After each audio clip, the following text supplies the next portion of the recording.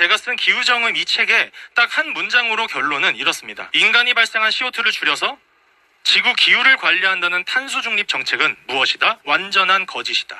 그리고 과학계는 이것을 다 압니다. 그럼에도 불구하고 다 침묵합니다. 네, 침묵합니다. 저는 참 마음이 아픕니다. 누구보다 과학자는 과학적 팩트에 소리를 내야 되는 거거든요. 그런데 지난 7년간 제 은사님이신 이화여대 명예교수님이신 박석순 교수님이 혼자서 7년 동안 바른 소리 하셨고 그 길에 저 또한 이제 나서서 함께 해야겠다는 생각을 가지고 활동을 하고 있습니다. 자, 그러면 지금까지 과학적 이야기였어요. 사실 이 정도만 여러분들이 딱 들으셔도 이제 이해되시죠? 이산화탄소가 전혀 문제가 아니라는 거 여러분들이 어느 정도 이해되시죠? 사실상 일반 과학자분들, 이산화탄소 주장하시는 분들도 지금 한 20분 정도의 이야기만 들으면요, 사실은 주장 못합니다. 자, 그러면 데이터를 어떻게 조작하느냐, 그 두 가지 사례를 보여드리도록 하겠습니다.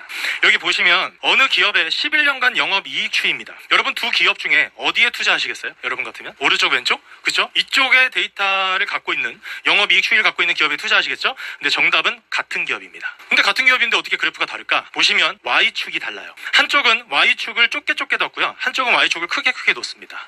그러니까 같은 데이터 값도 Y축을 크게 두면 편편한 그래프가 되고요, Y축을 작게 두면 굉장히 큰 변화폭을 가져갑니다. 이런 식으로 기후 데이터를 조작 은폐하는 것입니다. 같은 데이터를 가지고 과학자 혹은 정책 기반자 혹은 누군가가 일반 대중들에게 편편한 그래프를 보여주고 싶으면 Y축 값을 크게 가져가는 거고요, 많이 큰 변화치를 보여주고 싶으면 Y축 값을 작게 가져가는 겁니다. 이것이 Y축 조작을 통해서 데이터를 은폐시킨다라는 거고요. 자, 이거는 두 번째 사례인데, 보시면 아까 전에 폭염 강도 지수에 1930년대가 가장 더웠다고 했죠? 이 앞단의 데이터를 삭제하고 1960년대부터 데이터를만 채택합니다. 그리고 이산화탄소 농도를 딱 갖다 붙입니다. 이렇게 해서 이 데이터만 전 세계 UN 같은 기구에서 채택을 하는 거예요. 그리고 구글에도 검색해보시면 1960년대 이후 데이터 값만 보여줍니다. 자, 저는 이것을 검열을 하고 있는 것인지 아무도 올리지 않아도 없는 것인지는 모르겠는데, 어떤 형태로든 대중들은 이런 데이터 값으로부터 멀어져 있다.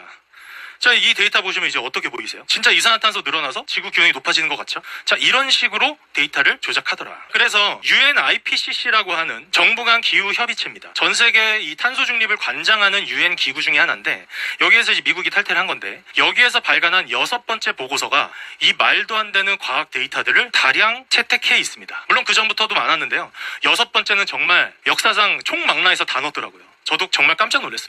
그리고 그 데이터 하나하나를 전부 다 비판한, 논리적으로 과학적으로 비판한 비판서를 만든 기구가 제가 속해 있는 클라이밋 인텔리전스, 클린텔이라고 하는 국제기구고요. 그 기구에서 이 모든 것을 규명하면서 현 미 트럼프 행정부에 그걸 통해서 UN 산하 66개 기구에 탈퇴하고 모든 녹색 어젠다에 들어가는 미국 예산을 다 삭감하는 정책을 만들게끔 한 큰 공을 했던 기구에 지금 현재 저는 한국 대표를 맡고 있는 겁니다. 이 클라이밋 인텔리전스는 미국의 CO2 콜리전이라고 하는 이산화탄소 연맹이라고 합니다. 거기는 미국의 오일 파워가 후원을 하고 있고요. 그 다음에 미 행정부 트럼프 관련 재단에서 다 후원을 합니다. 그리고 헤리티지 아시죠? 헤리티지 그 재단에서도 후원을 합니다. 그리고 매년 세계 기후 총회를 사실은 UN에서도 했고 헤리티지 재단에서도 했었는데, 올해는 UN에서 아마 못할 겁니다. 왜 못할까요? 돈이 없습니다. 미국이 후원금 다 잘랐습니다. 여러분, UN은 조만간 파산합니다. 저는 곧 UN이 사라질 거라고 생각합니다.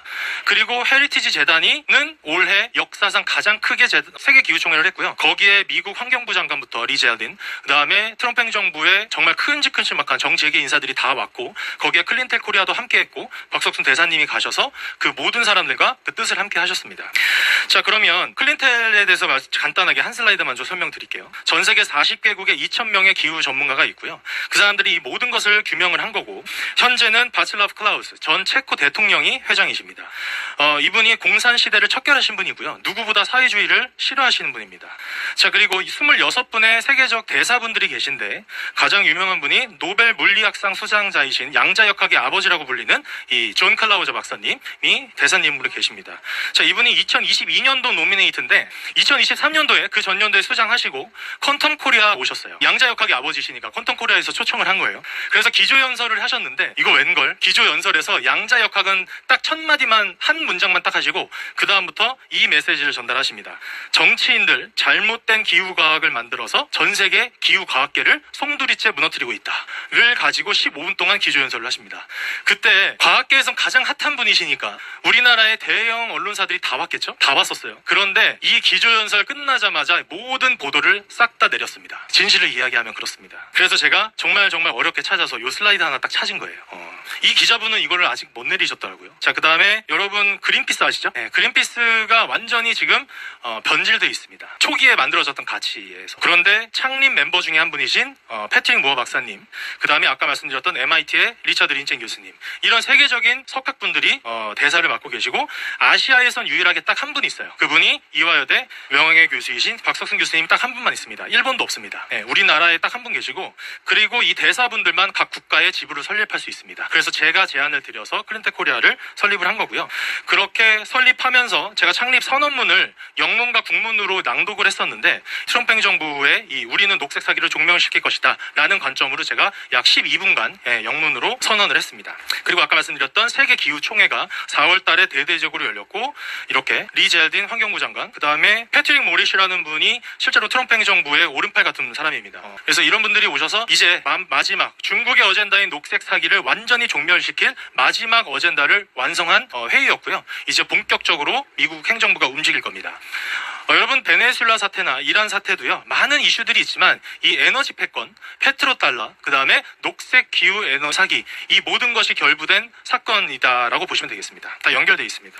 자, 그러면 이제 2부입니다. 이런 식으로 데이터를 조작한 유엔이 어떤 조직이었는가? 66개 기구 중에요, 미국이 탈퇴한 35개 기구가 기후위기 어젠다를 관장하는 기구였어요. 절반이. 사실은 이 탈퇴 행정명령은요, 트럼프 행정부가 집권하자마자 바로 사인했고 1년의 유예기간이 필요하거든요. 그래서 올해 1월 달에 발표가 된 겁니다. 사실상 탈퇴는 파리 기후협약 탈퇴하면서 같이 탈퇴를 됐었어요. 그래서 그때부터 유엔 본부가 예산에 헐떡이기 시작한 겁니다.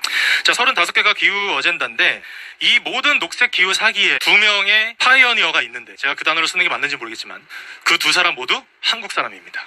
여러분, 이 녹색 기후 사기의 선봉장이 되었던 국가가 대한민국이었습니다. 그 두 분이 누구냐? 유엔 본부의 반기문 사무총장과 유엔 IPCC의 이회성 의장입니다. 이 두 사람이 집권하는 시기에 임기 동안에 이 녹색 기후 사기가 전 세계적으로 완전히 완성된 시기였습니다. 파리 기후 협약이 완성됐고요. SDG 탄소 중립 정책 완성됐고요. 그 다음에 지금 현재 송도에 있는 녹색 기후 기금도 완성됐었습니다. 그리고 6번째 유엔 IPCC 보고서 많은 문제가 있다고 했죠. 그거 총관장했던 분이 이회성 의장입니다. 저는 이 두 분이 이 녹색 기후 사기가 이제 전 세계적으로 규명되고 이 정책을 만든 많은 사람들이 이제 책임을 지게 될 거거든요. 실제로 미국 행정부는 지금 책임지게 하고 있고, 작년만 해도 18,000명이 직위를 해제됐습니다. 18,000명의 기후 과학자들이. 근데 우리나라는 전혀 움직임이 없죠. 저는 앞으로 그런 일들을 앞으로 해나갈 건데 그 책임에 이 두 분이 자유롭지 않을 거라고 저는 생각을 합니다. 그리고 탈퇴한 기구 몇 가지를 좀 설명을 드리면, UNFCCC가 전 세계 탄소 중립 전체 총괄하는 곳이고, IPCC가 데이터를 조작해내는 곳이었습니다. 그 다음에 아이레나라고 하는 재생에너지 정책을 만드는 국제기구였고요. 그 다음에 UNEP, UNDP, 유네스코 탈퇴했고, 헤비타트 탈퇴했고, FAO 식량농업기구 탈퇴했고요. 기상기구 탈퇴했고, 그 다음에 WHO 백신 문제, 거기도 기후 어젠다가 다 들어 있습니다. 다 연관되어 있습니다. 여러분, 백신 문제, 녹색 기후, 그 다음에 마약 문제, 그 다음에 식량 문제, 전부 다 연결되어 있습니다. 우리가 따로따로 싸우면 안 되고요. 이 모든 각 분야의 전문가들이 이제 원팀이 돼서 싸울 타이밍이 됐다. 저는 그렇게 생각을 합니다. 자, 그러면 트럼프 행정부가 녹색 사기극 연설을 사실은 2015년부터 주장은 했어요. 트럼프 대통령은. 그런데 제가 이 활동을 해야겠다 마음을 먹었던 딱 그 타이밍이 있었습니다. 그 계기가 바로 작년 9월에 있었던 유엔 총회였습니다.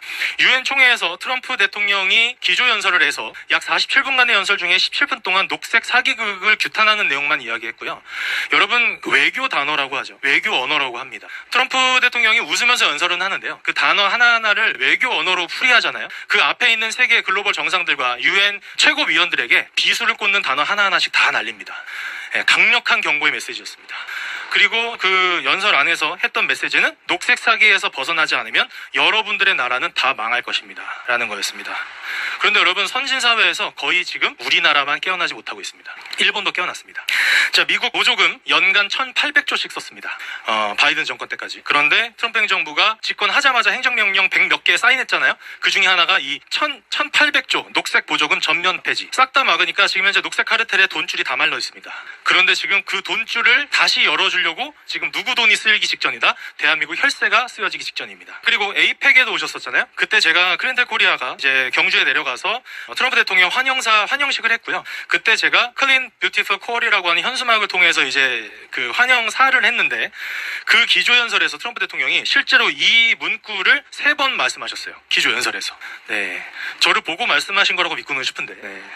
나중에 만나게 되면 그때 클린텔가 딱 하시기를 기도합니다. 자, 그러면 이제 재생에너지와 에너지에 대한 이야기를 해보겠습니다. 여러분, 이제 이산화탄소 이해되셨죠? 자, 그럼 도대체 재생에너지는 뭐가 문제인 것이냐? 많은 분들이 문제라고는 알고 계시는데 정말 문제의 핵심을 많이 모르셔서 제가 이제 말씀을 드리는데, 첫 번째, 태양광 패널은 땅과 모든 것을 죽이는 독극물 투성입니다. 겉으로 봤을 때는 깨끗해 보이잖아요. 그 안에는요, 사염화 규소, 비소와 같은 땅을 다 죽이는 독극물로 꽉 차 있습니다. 그리고 만들어질 때도 굉장히 심각한데, 이제 폐기 처리될 때 그냥 땅에 묻어버리거든요. 우리나라에서 환경 규제 때문에 그냥 묻지 못합니다. 그래서 어떻게 해요? 그 폐기 처리된 폐기물들을 중국과 아프리카 같은 데 수출하죠. 폐기물을. 그리고 거기에서 화학 처리를 하고 묻을까요? 안 하겠죠. 그 되게 비싸요. 화학 처리해서 묻는 게. 그냥 묻어버립니다. 그러면은 그 안에 있는 땅과 물을 다 죽여버리는 그 독극물들이 빗물로 인해서 지하수와 바다로 흘러들어가고, 땅은 다 죽고요. 바다로 들어가는 순간 정말 심각하다. 네. 그리고 많은 분들이 이제 폐배터리 말씀하시는데, 폐배터리는 그 양 자체가 굉장히 작고요. 저는 이 태양광 패널 폐기물이 훨씬 더 큰 문제가 될 거다. 부피가 너무너무 큽니다. 그래서 심각할 거다라고 생각을 합니다. 그 다음에 풍력 얘기해 보겠습니다. 풍력은요, 많은 동물들을 죽입니다. 자, 우선 이 풍력 터빈 날이 새들이 거기에 치여서 연간 한 기당 10,000마리씩 죽습니다. 한 기당 10,000마리. 미국의 통계치입니다. 그러니까 10기면 10만 마리씩 그냥 쳐서 죽는 거예요. 자, 그 다음에 해상 풍력은 그 바다를 표류하면 안 되잖아요. 그래서 밑에 땅에다가 앵커를 딱 받쳐서 이제 고정을 시켜야 돼요. 그 앵커를 고정시킬 때 해상 망치라고 하는 파일 드라이버로 칩니다. 그 칠 때 이 음파가 어마어마하지 않겠습니까? 쇠와 쇠가 부딪히면서 막 박으니까 그때 고래와 돌고래들이 청각을 다 잃고 다 죽습니다. 그 음파가 너무 세서. 그리고 바다 해안가로 다 떠밀려 내려오고 있는 실정입니다. 해상풍력 단지 근처에. 그리고 이 모든 해상풍력의 대부분은 우리나라는 중국산을 수입하고 있습니다. 거의 90%가 중국산입니다. 그런데 우리나라는 뭐가 더 큰 문제냐? 국가 안보에 치명적입니다. 이제 무슨 말이냐? 여러분, 해상 밑에 들어가서 망치를 쳐야 되잖아요. 그러면 그 밑에 들어가서 그 시공을 하는 모든 기업이 다 어디 기업이라고요? 중국 기업이에요. 물론 유럽 기술력도 필요하긴 하지만 중국 기업, 중국인들이 그 안에 들어가서 대한민국 해저 전력선, 해저 인터넷망을 지금 다 파악했습니다. 이거 지으면서. 이게 다 국가 안보입니다. 유사시에 그 라인 중에 하나만 끊으면 대한민국은 인터넷이 그냥 완전히 셧다운됩니다. 그런 식의 지금 우리나라 해저 지도가 지금 다 적국에 노출되어 있는 상태다라는 겁니다. 자, 그 다음에 전기차 한 대에 들어가는 배터리량을 만들기 위해서 땅을 얼마나 파헤쳐야 되냐? 약 222톤을 파헤쳐야 되고요. 그 중에 27톤의 광석을 추출해서 11톤의 소금물로 씻어내서 한 대에 들어가는 배터리를 만드는 겁니다. 그러면 수십 대, 수백 대, 수만 대의 전기차 배터리를 만들려면 도대체 얼마나 많은 땅을 파헤쳐야 되는 거예요. 그리고 큰 광산 기준 대형 트럭 40대를 운영한다는 그 데이터를 보면 연간 6,800만 리터의 경유를 씁니다. 전기차는 친환경격입니까? 전기차는 친환경 이동수단이 아닙니다. 자, 그 다음에 광물 시장 보겠습니다. 중국이 다 장악했습니다. 100% 장악한 광물도 있습니다. 자, 그런데 이 광물 시장과 재생에너지 시장을 장악한 중국은 막상 무엇을 통해 전기를 만들고 있느냐? 전 세계 신설 석탄 발전량의 약 83%가 중국 본토에 짓고 있고요. 전 세계 신설 원자력 발전량의 50%가 중국 본토에 짓고 있습니다. 여러분, 중국 산업 전기료는 지금 약 50원 수준입니다. 미국이 108원, 대한민국이 190원, 일본이 195원, 영국은 580원입니다. 중국의 10배 수준입니다. 그러니까 상대가 안 되는 거예요. 그 50원일 수 있는 이유는 뭐예요? 바로 석탄 발전과 원자력 발전이다. 안정적인 전기 만들어서 중국은 뭘 만든다고요? 그 쓰레기 기술인 태양광 패널과 풍력 터빈 만들어서 전 세계 선진사회 에너지 시스템을 망가뜨리는 그런 침공 전술이 바로 이 탄소 중립 아리백 재생에너지입니다. 자, 그러면 대한민국 국가 경쟁력을 어떻게 망가뜨리고 있는가? 이 그래프 하나로 모든 게 설명됩니다. 자, 여기 보시면 숫자가 여러 개가 있는데 이상한 숫자 하나가 있어요. 이거 처음 보시는 분 중에 찾으시는 분 있으면 정말 눈썰미가 좋으신 건데, 정말 이상한 숫자 딱 하나가 있습니다. 바로 대한민국 산업전력 요금입니다. 여러분 산업전력은 뭐예요? 기업이 쓰는 전력이죠. 그 다음에 우리 가정에서 쓰는 전력은 민간전력입니다. 자, 민간전력은 소매가고요. 기업이 쓰는 산업전력은 도매가예요. 기업이 훨씬 많은 전력을 한꺼번에 갖다 끌어서 쓰니까. 그러면 도매가가 싸야 돼요? 소매가가 싸야 돼요? 도매가가 싸야 돼요. 당연한 경제학적 이치입니다. 그런데 대한민국만 어떻게 되고 있어요? 도매가가 더 비쌉니다. 이상하죠? 왜 그럴까요? 자, 이것을 제대로 계산하면 정상 가격은 산업전력은 약 140원대가 돼야 되고요. 많이 무너져서 140원입니다. 문재인 정권 때 탈원전을 통해 망가진 값이 140원 수준이에요. 여러분, 우리나라는 90원대였습니다. 엄청난 강력한 에너지 강국이었어요. 그래서 미국이 굉장히 좋아하는 국가였죠. 그래서 우리나라는 산업 발전의 기틀이 바로 이 산업전력이 굉장히 우수했기 때문이었는데 이것을 다 무너뜨렸는데 지금 190원인데 원래 정상은 140원이어야 돼요. 그러면 민간전력은 얼마가 정상이래요? 여기에 380원 정도가 돼야 정상입니다. 그런데 여러분, 당장 전 국민에게 공과금 2배, 3배씩 내라고 하면 여론이 어떻게 되겠어요? 난리 나겠죠? 그러니까 그 모든 차액을 기업에다가 다 덤탱이 쓰고 있는 겁니다. 왜? 여론을 잠재워야 되니까. 우리나라 기업들은 지금 굉장히 힘듭니다. 자, 그러면 이것을 어떻게 정상화시킬 수 있는가? 녹색 보조금은 다 폐지시키고요. 재생에너지 지금 15% 수준이거든요. 근데 이번 이재명 정권에서 이제 아직 발표가 안 됐는데 저는 그 데이터 다 받아요, 뒤에서. 이제 다다음 달에 발표할 겁니다. 그거를 30%까지 올린답니다. 재생에너지를. 15에서 30% 가잖아요. 우리나라 이제 그 다음부터 거의 한 달에 한 번씩 블랙아웃 올 겁니다. 여러분, 이거 진짜 막아야 됩니다. 그런데 전문가들이 지금 다 그 도장 찍고 있어요. 다 통과시키고 있습니다. 과학계가 다 침묵하고 있습니다. 이거 다 알고 있습니다, 과학자들. 자, 그런데 이거를 녹색 에너지를 3%대로 줄이면, 저는 그러면 3%는 왜 있어야 되냐? 필요해요. 섬 같은데 태양광 에너지 필요합니다. 왜? 송전망을 거기다 연결할 수가 없거든요. 그런 데는 태양광 풍력 필요할 수 있습니다. 작게. 근데 우리나라 기저전력을 재생에너지로 한다? 완전 여기 좀 약간 강하게 발언해도 되나요? 미친 짓입니다. 자, 근데 이것을 녹색 보조금 다 폐지시키고 재생에너지 3%로 줄이면 우리나라 전력값을 100원대로 내릴 수 있어요. 그리고 민간 전력은 약 220원으로 방어할 수 있습니다. 자, 그러면 220원 정도 방어하고 대한민국 산업전력을 100원대로 가면 전 세계에서 선진사회 중에 가장 저렴한 산업전력을 만들어내는 국가로 이제 되거든요. 그 다음에 이제 우리가 뭘 할 수 있냐? 미국과 협상할 수 있습니다. 구글과 ND앱 같은 전 세계 빅테크의 데이터 센터를 대한민국으로 대거 갖고 올 수 있습니다. 이거 갖고 오면요, 첫 번째, 우리나라 미래 세대들에게 양질의 일자리가 만들어지는 거고요. 정말 대한민국 GDP가 진짜 억대로 갈 수 있습니다. 자, 그리고요, 국가 안보의 자산이 생기는 겁니다. 왜? 전 세계 빅테크 데이터 센터가 대한민국의 허브가 만들어지면 과연 북한이 저렇게 미사일을 쏠 수 있을까요? 그거 쏘는 순간 대한민국의 문제가 아니고요, 전 세계적 규탄의 대상이 될 수 있습니다. 도발 못합니다. 그런 자산을 만들 수 있는데, 여러분, 이 모든 것의 기회를 지금 우리는 뭐 하고 있다? 다 박탈당하고 있습니다. 국민들이 깨어나야 됩니다. 자, 그 다음에 돈 얘기 좀 더 하겠습니다. 여러분, 공과금 보시면 기후환경요금이라는 게 있어요. 모든 세대가 2,000원, 3,000원, 4,000원씩 세대 수만큼 걷어갑니다. 저는 이거를 국가가 국민들 상대로 삥 뜯는다고 얘기하는데, 2,000원, 3,000원이 작죠? 그렇게 큰 돈은 아니죠? 근데 전 국민이 다 냅니다. 아이들도 다 내야 돼요. 왜? 아이들도 전력을 쓴다는 논리입니다. 그게 연간 얼마냐? 5조에 육박합니다. 이 5조를 받아서 누구를 지원하냐? 녹색 에너지 사업자 보조금 지원을 주고요. 그 다음에 녹색 정책 연구자들한테 정책 프로젝트 줍니다. 그러니까 저 같은 기후 관련 전문가들이 나와서 바른 소리 한다 안 한다? 안 하죠. 이 5조가 다 내 돈이니까요. 자, 그리고 결국에 이 모든 시장이 커지면 커질수록 누가 돈이 되는 세계적인 흐름이다? 중국이 돈 버는 구조가 다 세팅이 끝나 있던 겁니다. 자, 그러면